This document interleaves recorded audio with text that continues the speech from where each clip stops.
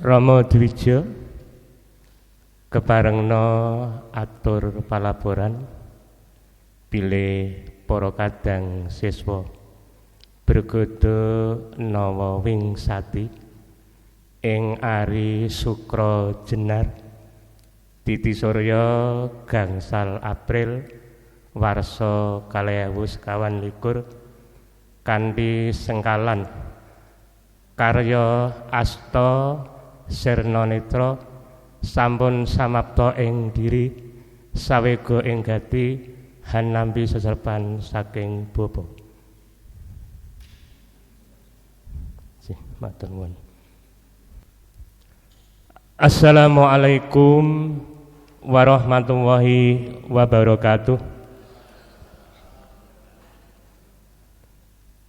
Katentreman kabagas warasan saha kawilujengan nugroho sih wilasaning Gusti ingkang Maha Welas Maha Asih mugi tansah sumandang sumanding sumanda dalah sumenda dumateng panjenengan dalah kula waradin sagung kula wangsa waradin sagung dumadi raharja rahayu niskala satuhu. Para dwija mirungganipun Bapak Antonius Suparyatun mugi tansah sinubagya mulya. Para kadang sutresna siswa permadani Kabupaten Pati ingkang tansah minulyang budi keparengga kula aturi jumeneng saking papan palegan. Saderengipun seserepan dipun wiwiti sumangga kula dherekaken nyaosaken syukur wonten ngarsaning Gusti ingkang Maha Suci. Mugi anggen panjenengan dah kula badhe hamiwiti seserepan ing siang puniki tansah pinanggya suka basuki saged ndudah lan ngrembakaken kabudayan Jawi wonten ing bumi pertiwi ingkang panjenengan dalah kula panggeni mliginipun wonten ing tlatah Pati bumi Minatani kanthi permati manungku puja ngenut kapitayan dalah gegebengan sewang-sewang manungku puja kawiwitan.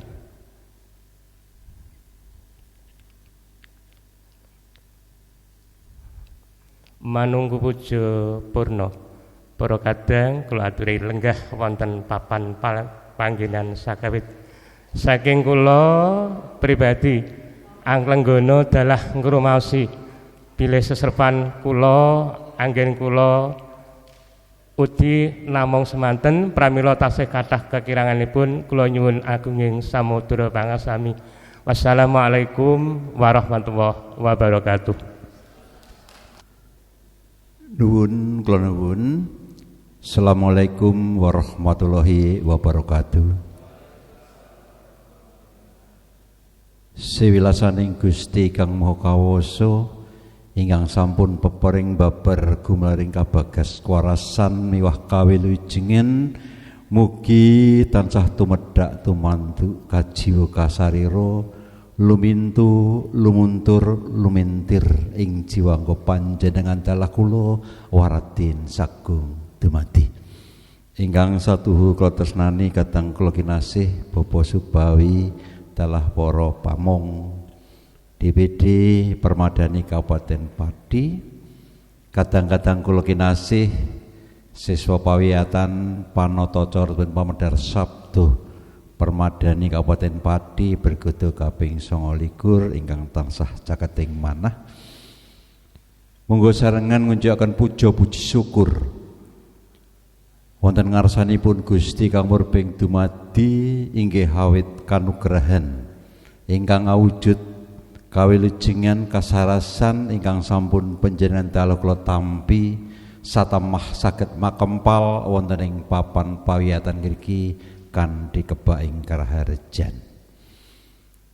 Nyuwun pangapunten bilih Surya 17 Maret kala wingi kula mboten saged sowan awit kawontenan merginipun ingkang mboten saged dipun liwati awit bena wonten Karanganyar lajeng macet wonten Purwodadi wonten Welahan wah pramila kula nyuwun dipun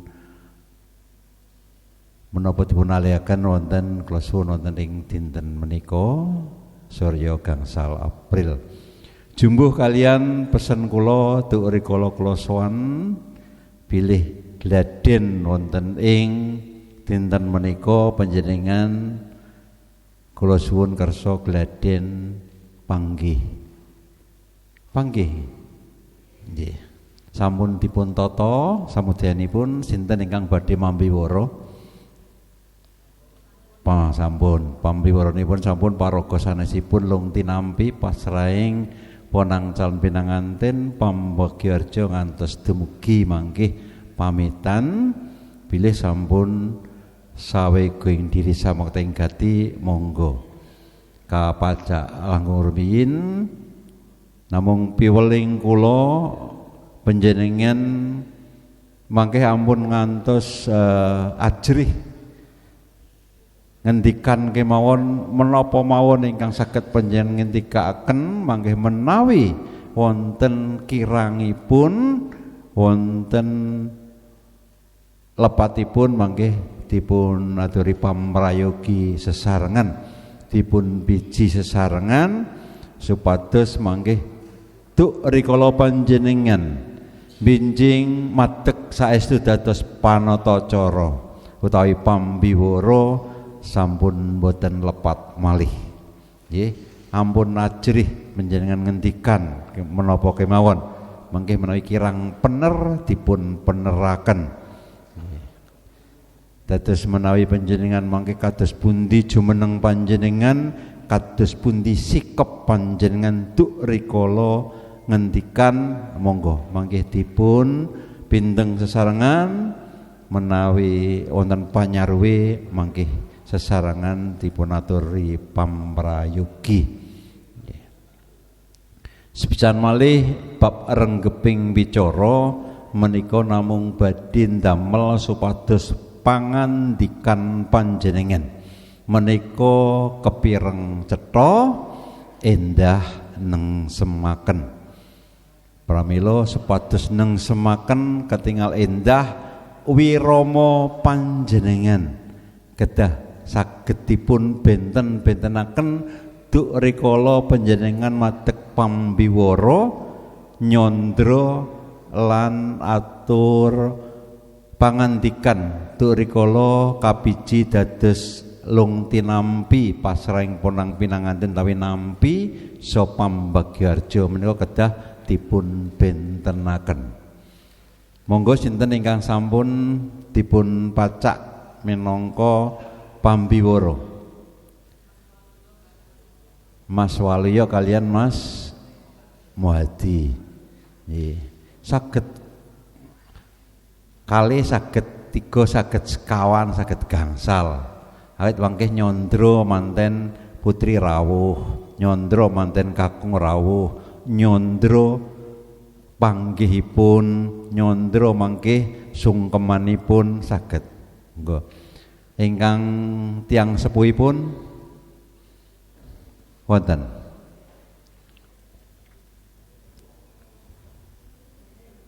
dereng mantenipun nggih dereng lha mangke lung tinampi dos pundi tiang sepuhipun mangke sinten mantenipun asmanipun sinten sampun sedaya nggih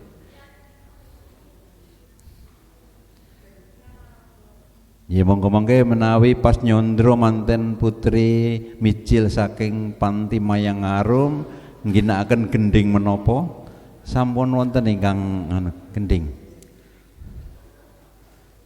wonten gending-gendingipun nggih Mas sampun nggih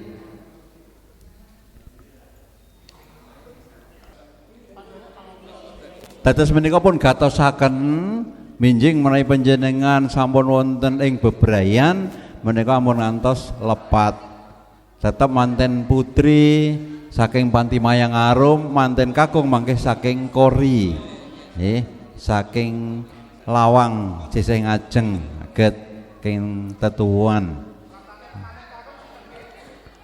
Ingkang nyondro manten kakung sinten? Dados mangke urut-urutanipun ngaten Bapak Ibu menika. Urut-urutanipun acara menika saking pambiwara mbikak langkung rumiyin mratelakaken acara panggih.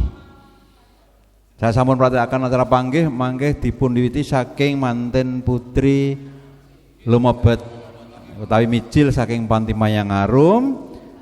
Sasampunipun mangke lenggah sumusul calon manten kakung mlebet mandhap saking Palerman manjing wonten ing sasana panti panggih. Lah mangke lajeng wonten panggih badhe gagrak Surakarta. Nggih.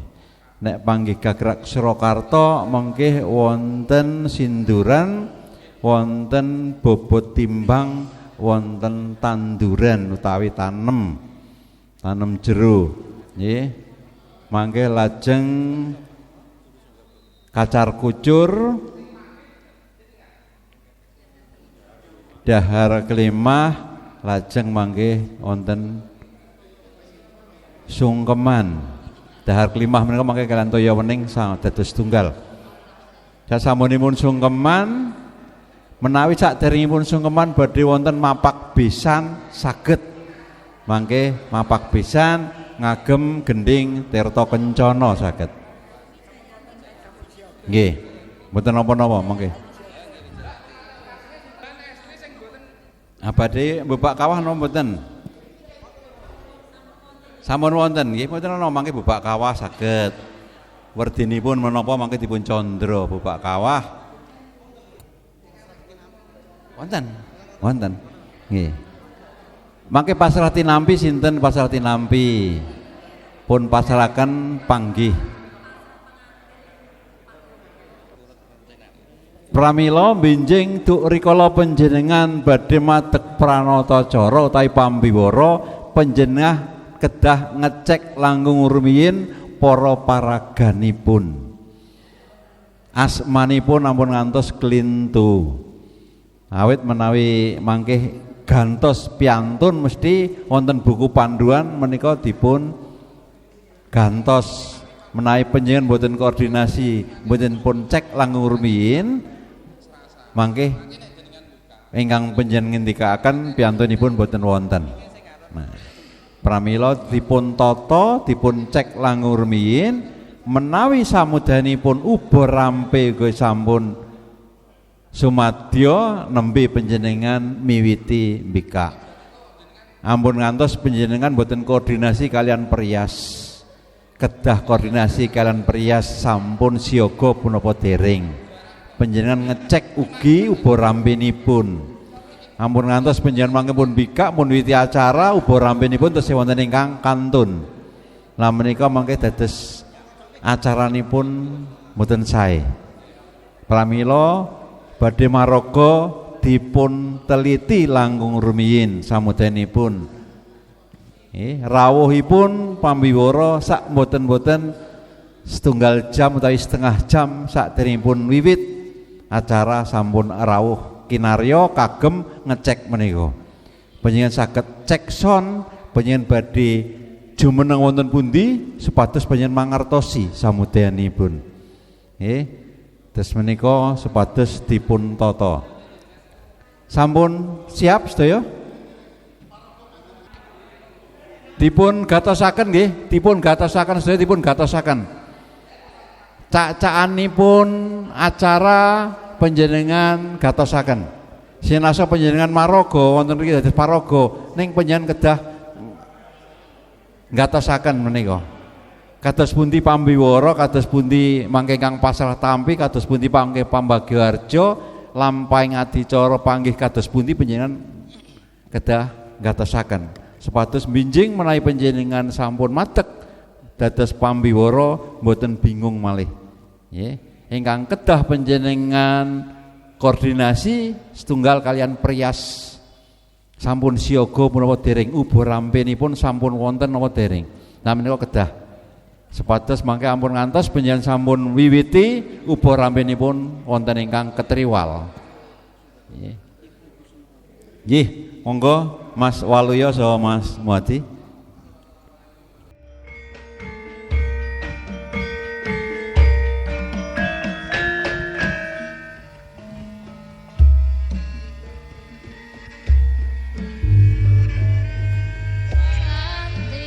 Assalamualaikum warahmatullahi wabarakatuh. Nuwun kula nuwun. Sih rahmat tentrem rahayu. Awit kasani Gusti kang mawelas lan asih sanitiyasa tumedhak tumanduk kajiwa so kasalira dumateng panjenengan sadaya jelasan kula waradin sagung dumadi waradin sak kula wangsa rahayu raharjo niskala sadoho.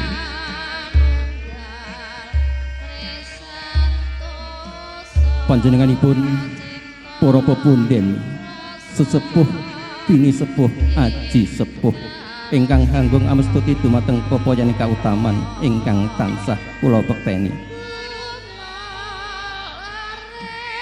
Pangabekti kula kunjuk hadrotal wal mutaramin para alim para ulama ingkang rinten pantara rati kang tansah maneges wardine pusaka suci panuntun ning jalma utama.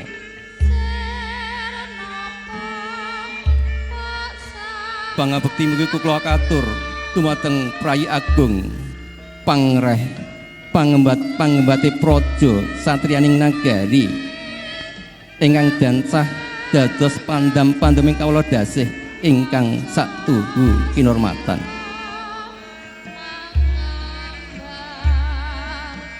Pangombyong putra panganen sakrimbit ing kananing penggalih miwas sagunging para ingkang samya rawuh kakung samana putri ingkang winantu Sukabasuki.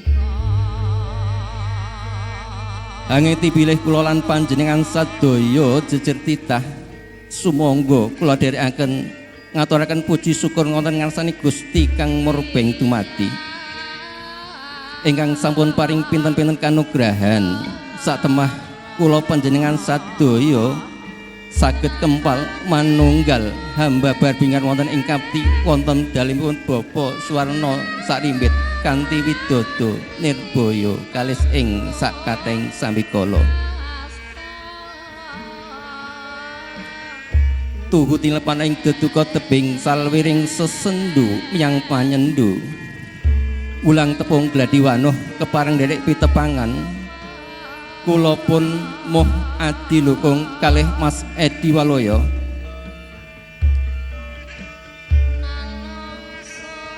lumarap matur ngadeg wonten ngarsane panjenengan sadaya tinurih babat rantaman adicara ingkang badhe lumadi ing ari kelodhangan punika.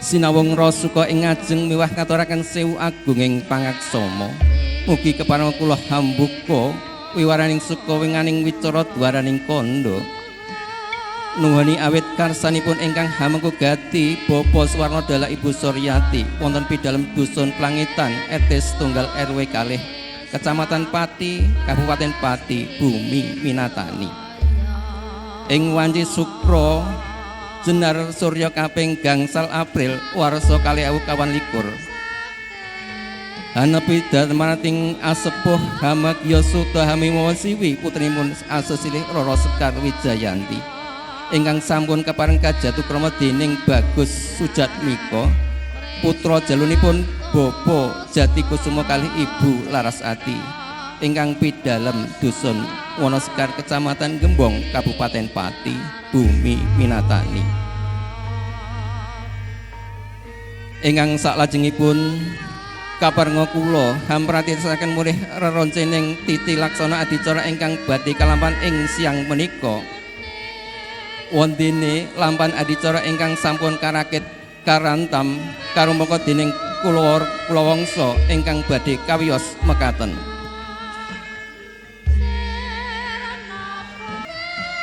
Tata cara pinuruwakan kanthi mijilingipun penganten pawestri saking Tepas Wangi tumuju sasana rinengga. Sasampunipun penganten putri lenggah sinambung praptanipun penganten kakung. Kalangejengaken inggih punika adicara pasrah tinampi. Sumusul tata upacara pangiring saga panggihipun penganten kekalih. Paripurna tata cara panggih kalajengaken sinduran ngantos dumugi krobongan. Para tamu kakung miwah putri ingkang bebudi dharma. Jageping tata cara nut wawarah dalem ing kraton Surakarta Hadiningrat. Inggih menika besan mertui. Sasampunipun besan sekalian lenggah jajar wonten ing palenggahan tumuli kalajengaken tata cara pangabekten. Mekaten rerencaning tata cara panggih ingkang badhe lumampah. Kula ingkang piniji minangka pambiwara nyuwun tambahing pangestu murih saged maratitisaken lampahing tata cara satemah gangsar lancar jumbuh kaliyan ingkang sampun katetepaken. Sinambi hanggerantu samektanipun tata cara para tamu kula dherekaken lenggah kanthi madu mardikaning penggalih. Nuwun.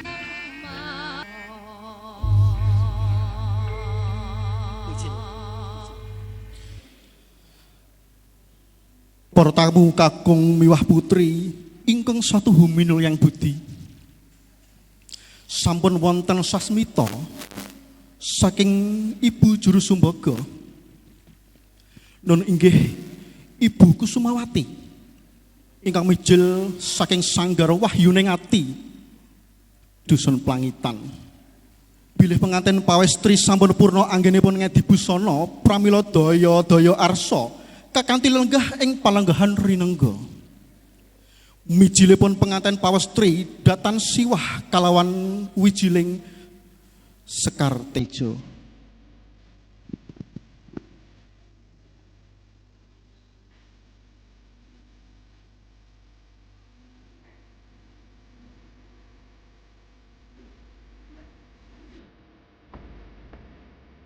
Binarung suwarane pradong pomonya angerangin.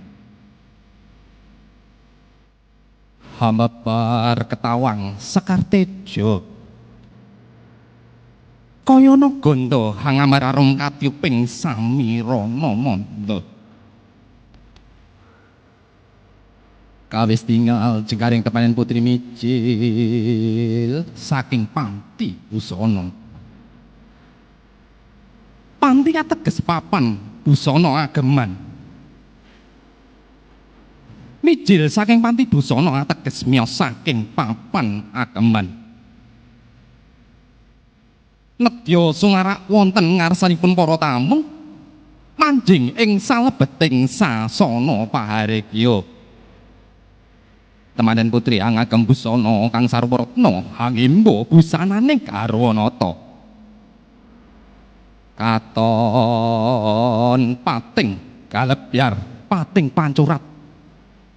Lamun rinumpaka ing ukara yayah silih pernah hangagem puspita rinonce ingkang uklira kasampiraken ing pamidangan kanan. Lamun katiping samirana kongas gandane hangebeki sajroning sasana pahargya. Endah edine busana hangimbui gandes luwes olah bawane. Lamun Cinandra ical sipating jalma sawantah panyayah Bathari Ratih ngejawantah. Tindakira Sri Atmaja temanen putri hamucang kanginan lenggah lengkeh pindha singalupa sapecak mangu satindak kendel. Pangudas maraning Diya ingkang dereng kawijining ing lisan Hangrantu kapraptaning muda taruna minangka gegandelaning nala. Wus andung kaprapta hongyan kang tinuju temanten putri nulya kalenggahaken ing sasana rinengga hangrantu laksitaning adicara ingkang sampun tinamtu. Sineget punang pradangga manya hangrangen atumuju laksitaning adicara kang rinantam. Para tamu sineden ingkang kinurmatan. Duta pamenduk ing panganten kakung sampun paring sasmita bilih panganten kakung siaga sowan hanet tepi tata cara panggih. Praptanipun panganten kakung kabiwada sinubagya ing sih kawilujengan.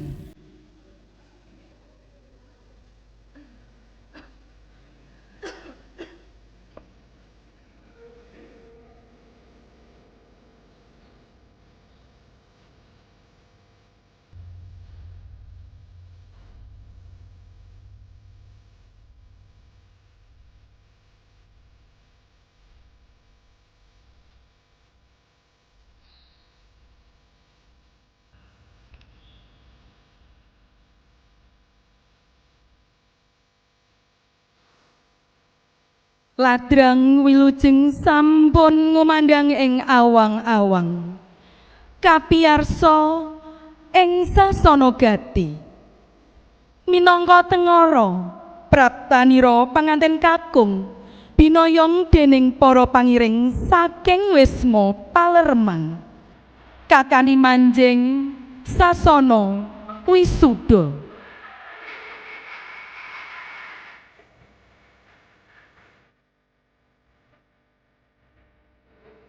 Tindakipun kakandhi sesepuh cacah kalih minangka pratandha bilih para kasepuhan badhe tansah siaga hangampingi dumateng Bagus Sujatmika ingkang nembe palakrami murih saged lempeng wonten margining Gusti ingkang Maha Suci.